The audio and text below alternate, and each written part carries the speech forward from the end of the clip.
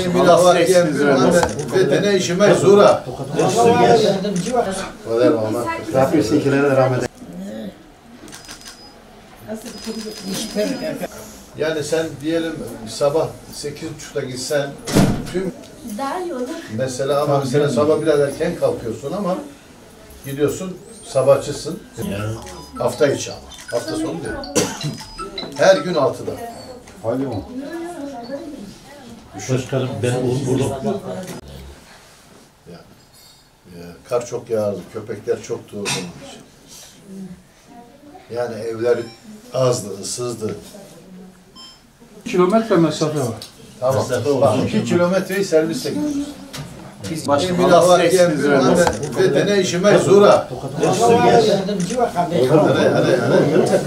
Bir ömür bir değer projesi kapsamında örnek bir ailemizi ziyaret ettik.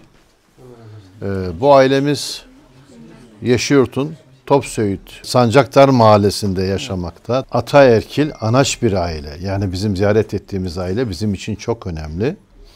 Burada bu binada, 4 katlı binada 3 kuşak bir arada yaşıyor. Baba, anne, Ayşe abla, teyzemiz. Modern toplumun getirdiği bazı olumsuzluklar var. Olumlu yönler var ama olumsuzluklar da var.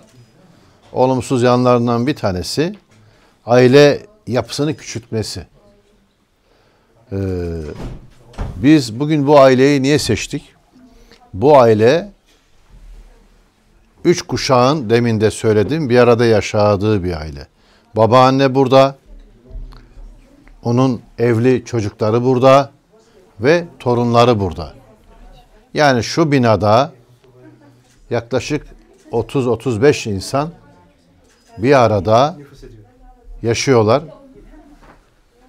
Ailenin getirdiği, geniş ailelerin getirdiği mutluluğu ancak ailesi geniş olanlar bilir. Dolayısıyla biz bu ailemizi örnek bir aile olarak görüyoruz. Toplumumuzda küçük aile değil, büyük aile modelinin daha önemli olduğunu ve toplumun adeta sigortası olduğunu düşünüyoruz. Dolayısıyla bugün bu ziyaretimizi yaptık. Ayşe teyzemizin de ellerinden öperiz.